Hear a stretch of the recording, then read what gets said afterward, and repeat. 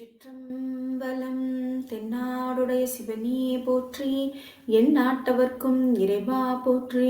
காவாய் கனகத்திரளே போற்றி, கையிலை மலையானே போற்றி போற்றி. உலகெல்லாம் உணர்த்துவதற்கரியவன், நிலமுலாவிய நீர்மலி வேணியன், அழகில் சோதியின் அம்பலத்தாடுவான், மலர் சிலம்படி வாழ்த்தி வணங்குவான். எம்மை ஆட்கொண்ட பேரூர் பச்சைநாயகியம்மன் உடனுரை பட்டிப்பெருமான் திருவடிகளுக்கும், ஞான குருவாகி எம்மை வழிநடத்தும் திருநாவுக்கரசு பெருமான் திருவடிகளுக்கும், மேலும் இந்நிகழ்வை கண்டு விளைக்கும் அடியார் பெருமக்கள் அனைவரின் திருவடிகளுக்கும் எனது முக்கரண வணக்கத்தை தெரிவித்துக் கொள்கிறேன். இன்று 9ஆம் திருமுறை பன்முக நோக்கில் என்ற தொடர் நிகழ்வில் கண்டராதித்தர் அருளிச் செய்த மின்னார் உருவம் என்ற பதிகத்தை சிந்திக்க திருவருளும் குருவருளும் கூட்டுவித்துள்ளது. கண்டராதித்தர் அருளிச் செய்த பதிகம் 9ஆம் திருமுறையில நமக்கு ஒரு பதிகம் கிடைத்திருக்கிறது.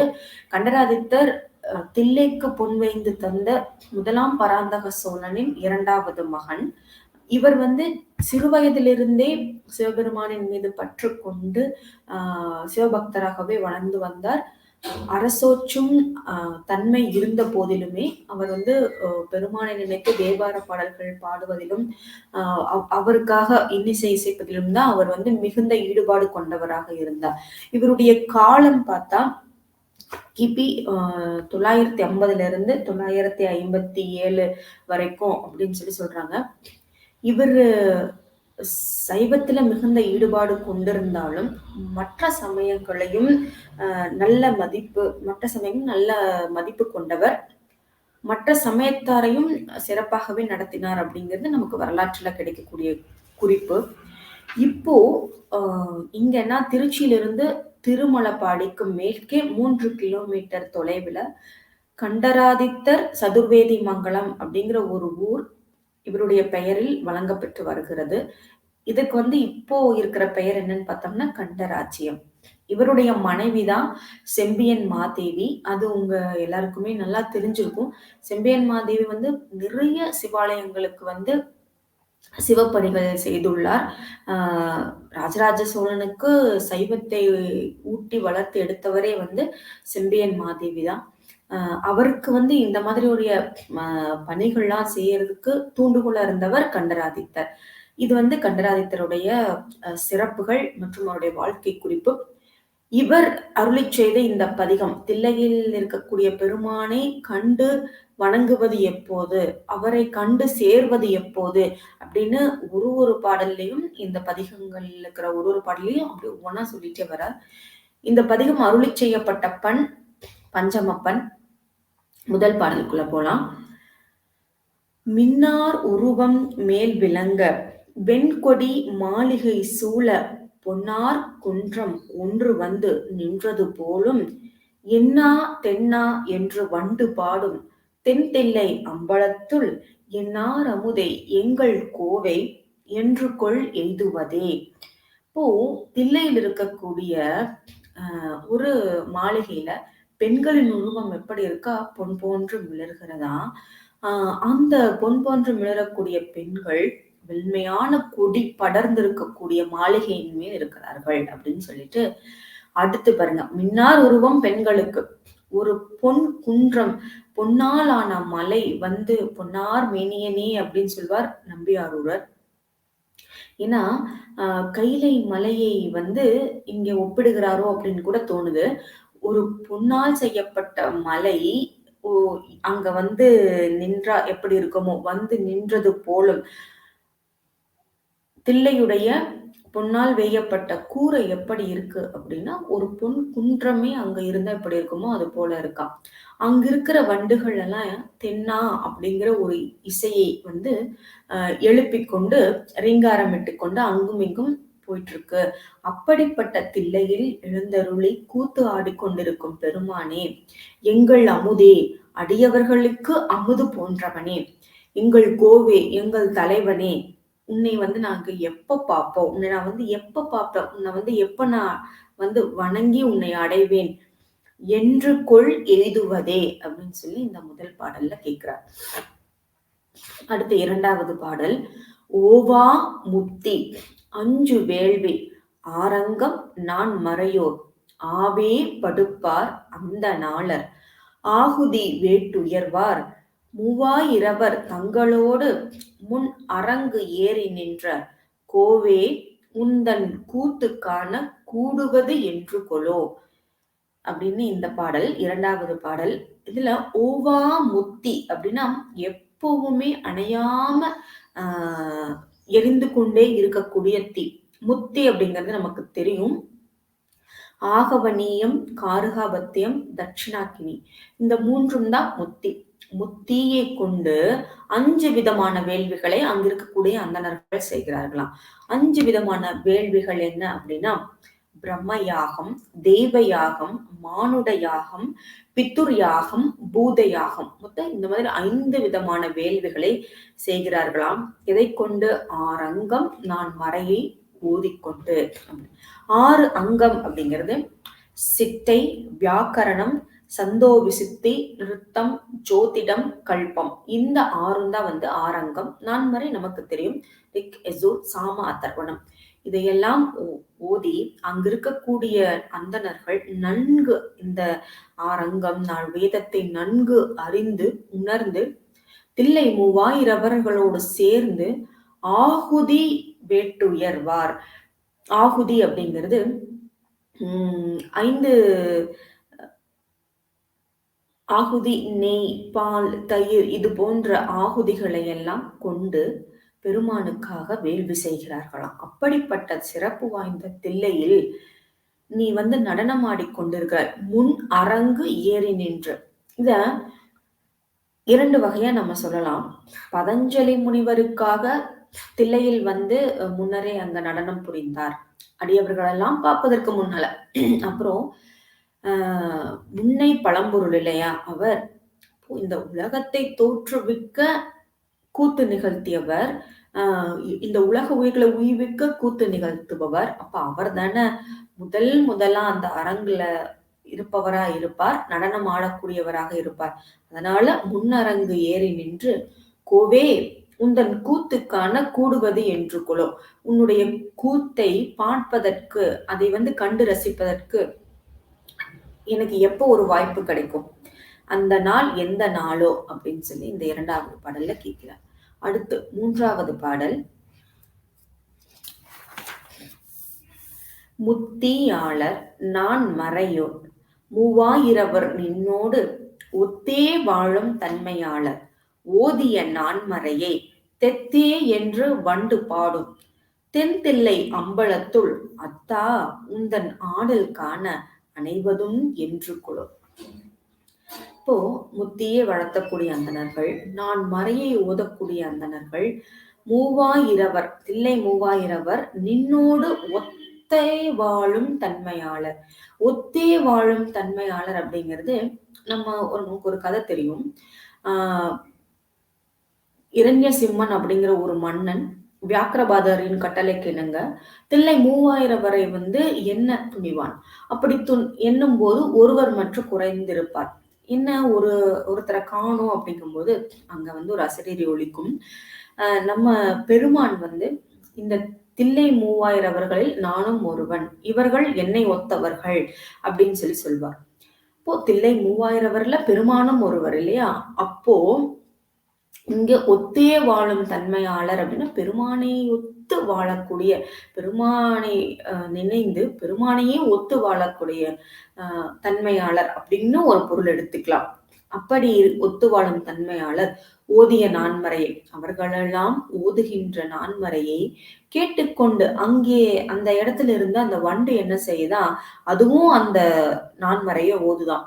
தெத்தே அப்படின்னு சொல்லி சத்தத்தை எழுப்பி கொண்டு அதுவும் அந்த நான்மறையை ஓதுகிறது அப்படின்னு சொல்லி இந்த இடத்துல கூறுற. அங்க தென்னா அப்படின்னு சொல்லி வண்டு பாடுச்சு, இங்க தெத்தே அப்படின்னு சொல்லி வண்டு பாடுகிறது என்று கூறி, அப்படிப்பட்ட தில்லை அம்பலத்துள் அத்தா எனக்கு அம்மையே அப்பனே அப்படின்னு சொல்லுவோம்.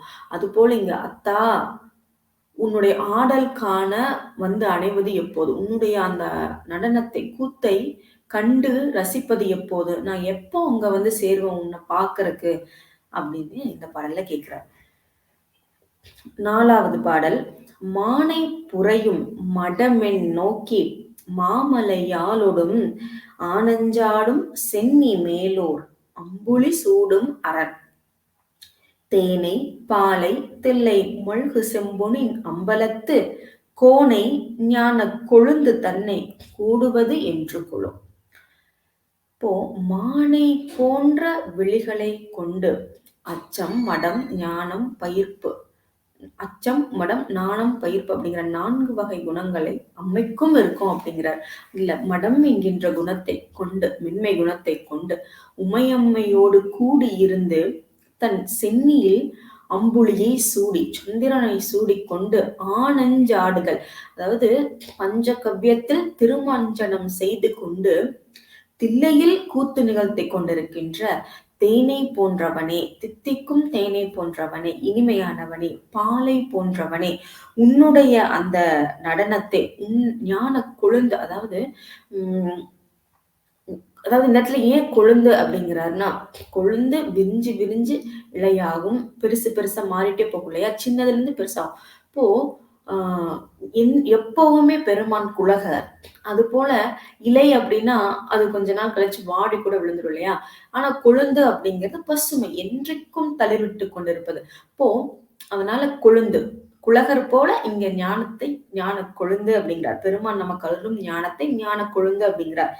தன் ஞான கொழுந்து தன்னை கூடுவது என்களோ, எப்போ நான் உன்னை சேருவேன் அப்படின்னு சொல்லி இந்த பாடல்ல அருளி செய்திருக்கிறார். அடுத்து 5வது பாடல். கலிவான் உலகில் கங்கை நங்கை காதலனே அருளென்று ஒளிமால் முன்னே வரம் கிடக்க உன் அடியார்க்கு அருளும் தெளிவார் அமுதே தில்லை மல்கு செம்பொனின் அம்பலத்துள் ஒளிவான் சுடரே உன்னை நாயேன் உருவதும் என்று கொளோ. உன்னை நாயேன் உருவதும் என்று கொளோ. இப்போ கலிவான்னா மகிழ்ச்சியை தரக்கூடிய வானுலகத்தில் இருந்த கங்கையை பகிரதன் வேண்ட பெருமான் கீழே இந்த நில உலகத்துக்கு கங்கையை வருமாறு பணித்தார். அப்படி வரும்போதுதான் ஆர்ப்பரித்து வந்த கங்கையை தன்னுடைய சடாமுடியில் பெருமான் சூடிக்கொண்டார். அப்படிப்பட்ட கங்கைக்கு கங்கை நங்கை காதலனே, கங்கை என்கின்ற பெண்ணிற்கு காதலனே அப்படின்னு சொல்லிட்டு அருள் என்று எனக்கு அருள் புரிய மாட்டாயா அப்படின்னு திருமால் ஒளி பொருந்திய மேனியுடைய திருமால் வரம் கிடக்க அவருக்கெல்லாம் அருள் புரியாம எளியவர்களாகிய அடியார்களாகிய எங்களுக்கு நீ அருள் புரிகிறாயே, உன்னுடைய கருணை தான் என்ன, உன்னுடைய கருணையை நாங்க என்னன்னு சொல்றது, அவருக்கு நீ அருள் புரியல ஆனா எங்களுக்கு நீ அருள் புரிகிறாயே அப்படின்னு சொல்லிட்டு எங்களுக்கு அருள் புரியும் தெளிவார் அமுதே தில்லை மல்கு செம்பொன்னின் அம்பலத்துள். இந்த தில்லையில் செம்பொன்னால் வேயப்பட்ட கூரை கொண்ட அந்த அம்பலத்துள் ஆடிக்கொண்டிருக்கின்ற பெருமானே, தெளிவான அமுதம் போன்றவனே, ஒளி பொருந்திய சுடரே, ஒளியை கொண்டுள்ள சுடர் போன்றவனே, உன்னை நாயாகிய நான் அடைவது எப்போது, உன்னை பார்ப்பது எப்போது அப்படின்னு இந்த பாடல்ல கேட்கிறார்.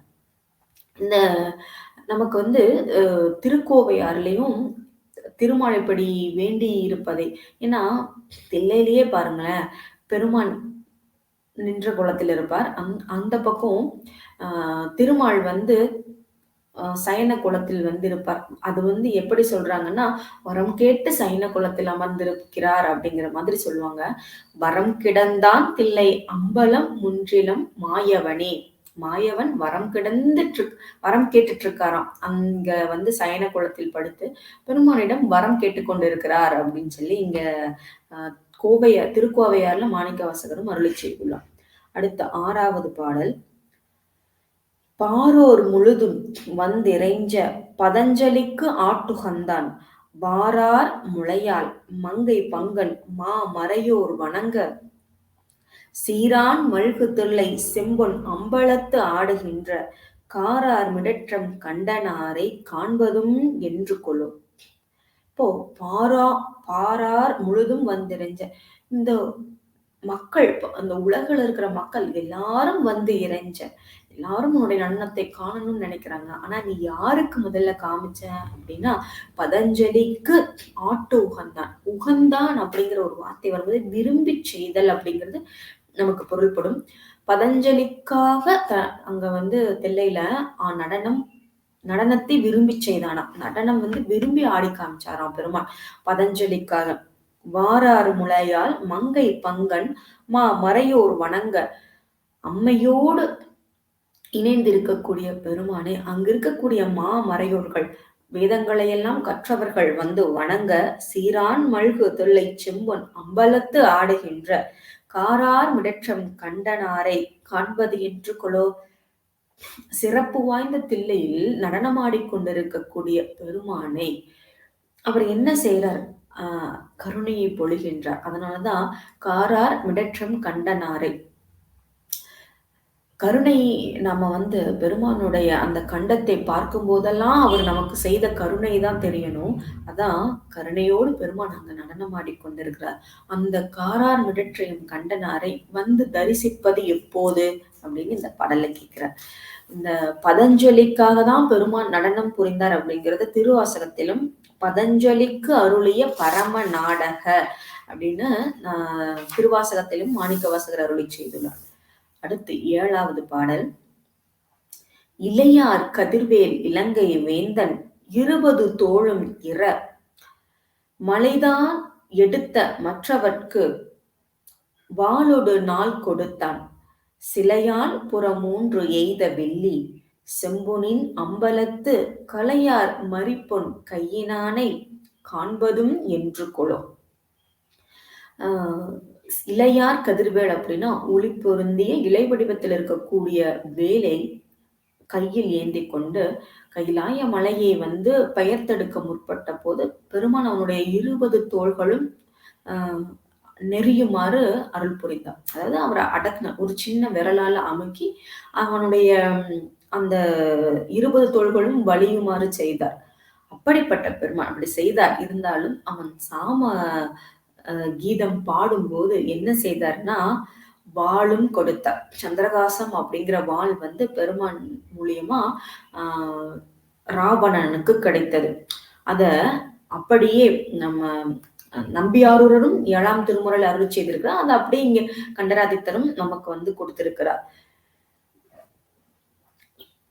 எரியுமாகடல் இலங்கையர் கூனி துலங்க மாழ்வரை கீழடர்த்திட்டு குறிக்கொள் பாடலின் இனிசை கேட்டு கோலவாளோடு நலது கொடுத்த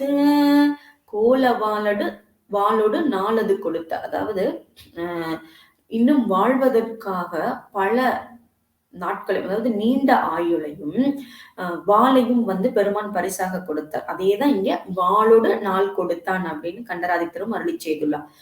முப்புறத்தை எரிப்பதற்காக வில்லை கையில் ஏந்தியவர் அவர்.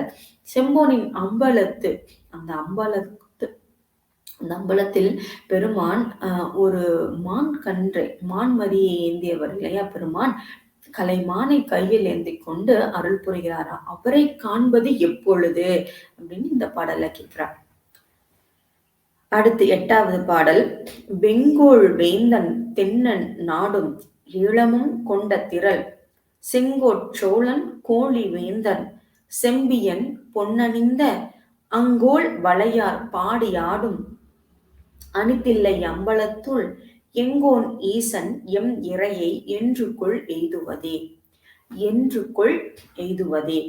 வெங்கோள் வேந்தன் தென்னன் நாடு, பாண்டிய நாட்டை தனக்கு அடிபணியுமாறு செய்தவன், இளநாட்டையும் ஆள்பவன், இளநாட்டையும் வென்று ஆண்டவன். செங்கோற்சோழன் கோழி வேந்தன். கோழி அப்படிங்கிறது உறையூரை குறிக்கக்கூடியது. கோழியூர் அப்படின்னு திருமுக்கீச்சரத்துல திருமுக்கீச்சர தலத்துல பாத்தீங்கன்னா அங்க சிற்பங்கள் இருக்கும். அந்த சிற்பங்கள்ல ஒரு வரலாறு இருக்கும். ஒரு சோழ மன்னன் யானையில உலா வந்துட்டு இருக்கும் பொழுது அதுக்கு மதம் பிடிச்சிரும். அந்த மதம் பிடித்த யானையை ஒரு கோழி வென்றதாக ஒரு வரலாறு வந்து நமக்கு கிடைக்கிறது. ஒரு தொன்மம் நமக்கு இருக்கு. அந்த தொன்மத்த வந்து அங்க திருமுக்கீச்சரர் கோயில்ல அ என்ன தூண்களில் வந்து அந்த சிற்பங்களை வந்து வடித்திருப்பார்கள். அப்போ அந்த மன்னன் இந்த முதலாம் பராந்தக சோழன் தான் இருக்கக்கூடும் அப்படின்னு ஒரு ஆராய்ச்சியாளர்கள் கூறக்கூடிய ஒரு கருத்து உண்டு. அதனால அவர் ஆட்சி செய்த அந்த உறையூரையும் கோழியூர் அப்படின்னு சொல்றாங்க. இப்போ செங்கோற்சோழன், கோழி வேந்தன், செம்பியன் பொன்னணிந்த அங்கோல் வளையார் அவர் வந்து பாண்டிய நாட்டை, ஈழ நாட்டை தனக்கு கீழ் வைத்திருக்கிறார், ஆட்சி செய்கிறார். உறையூரின் மன்னனாக இருக்கிறார். அவர் பொன்னால் முதலாம் பராந்தக சோழன் தான் தில்லைக்கு பொன்னால் வேய்ந்து கொடுத்திருக்கிறார். பொன்னால் வந்து அந்த கூடத்தை வந்து அமைத்து கொடுத்திருக்கிறார் அப்படிங்கிறதுக்கான குறிப்பு நமக்கு இந்த பாடல்ல தான் கிடைக்குது. அப்படிப்பட்ட அந்த தில்லையில் மங்கையர்கள் என்ன பண்ணுகிறார்களாம், இன்னிசை பாடியும் மாடியும் பெருமானை வணங்குகின்றார்கள். அப்படிப்பட்ட அந்த தில்லையில் எழுந்திருக்கக்கூடிய பெருமானை, என் தலைவனை, ஈசனை எப்பொழுது நான் சென்றடைவேன், எப்பொழுது அவரை சென்று வணங்குவேன் அப்படின்னு இந்த பாடல்ல கேட்கிறார். 9வது பாடல். நெடியானொடு நான்முகனும் வானவரும் நெருங்கி முடியான் முடிகள் மோதி உக்க முழுமணியின் திரளை அடியார் அழகினால் திரட்டும் அணிதில்லை அம்பலத்து கடியார் கொன்றை மாலையானை காண்பதும் என்று கொலோ. இந்த வானவர்கள், பிரமன், திருமால் இவர்கள் எல்லாம் பெருமானை தில்லையில் வணங்க வருகிறார்களாம். அப்படி வணங்க வரும்போது அவர்களுடைய மணிமுடிகள் ஒன்றோடு ஒன்று உரசி அதுல இருக்கிற மணிமுடியில் இருக்கிற மணி, முத்து, பவளம் அந்த மாதிரி இருக்கிற ரத்தினம் போன்ற மணிகள் எல்லாம் அந்த தில்லையில் ஏறி செல்லக்கூடிய அந்த படிக்கட்டுல விழுந்து கிடக்குது. அந்த மணிகளை அங்க இருக்கக்கூடிய அடியார்கள் எல்லாம் அழகால் சுத்தம் பண்ணி அதை வந்து அப்புறப்படுத்துகிறார்களாம். அப்படிப்பட்ட பெருமை வாய்ந்தது நம்ம. இதே மாதிரி நமக்கு மற்ற ஒரு திருமுறை 9ஆம் திருமுறை பாடல்லையும் நமக்கு காண கிடைக்குது குறிப்பும். இப்போ அப்படிப்பட்ட சிறப்பு வாய்ந்தது நம்மளுடைய தில்லை. அந்த தில்லையில் பெருமான் நடனமாடி கொண்டிருக்கிறார். கொன்றை மாலை பிரணவ தத்துவத்தையே வந்து இந்த உலகுக்கு தான் அணிந்திருக்கக்கூடிய கொன்றை மாலையில் உணர்த்தக்கூடிய பெருமான் நடனமாடி கொண்டிருக்கிறார். அவரை வந்து நான் எப்ப போய் வணங்குவேன் அப்படின்னு இந்த பாடல்ல கேட்கிறார். 10வது பாடல்.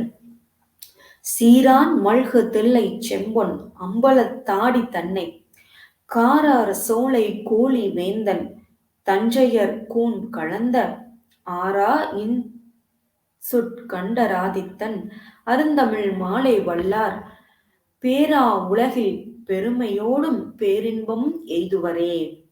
இந்த பெருமை வாய்ந்த தில்லையில் நடனமாடி கொண்டிருக்கின்ற அந்த அம்பலத்தாடி தன்னை, அம்பலத்தில் ஆடிக்கொண்டிருக்கின்ற அந்த அம்பலத்தாடியை நினைந்து கோழி வேந்தன் இந்த உரையுரை ஆட்சி செய்து கொண்டிருக்கின்ற கண்டராதித்தனாகிய நான் அருளி செய்துள்ள இந்த பதிகங்களை பாடுபவர்களுக்கு என்ன பலன் கிடைக்கும் அப்படிங்கிற ஒரு பதிக பலன் என்ன சொல்றாரு அப்படின்னா, பேரா உலகில் பெருமையோடும் பேரின்பம் எய்துவரே. அதாவது திரும்பி வாராத உலகுக்கு சென்று முத்தி என்கின்ற பேரின்பத்தை அடைவார்கள்.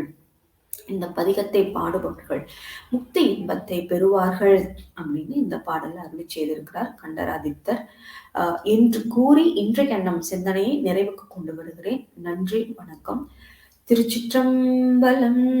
தென்னாடுடைய சிவனே போற்றி, எந்நாட்டவர்க்கும் இறைவா போற்றி, காவாய் கனகத்திரளே போற்றி, கையிலை மலையானே போற்றி போற்றி. திருச்சிற்றம்பலம்.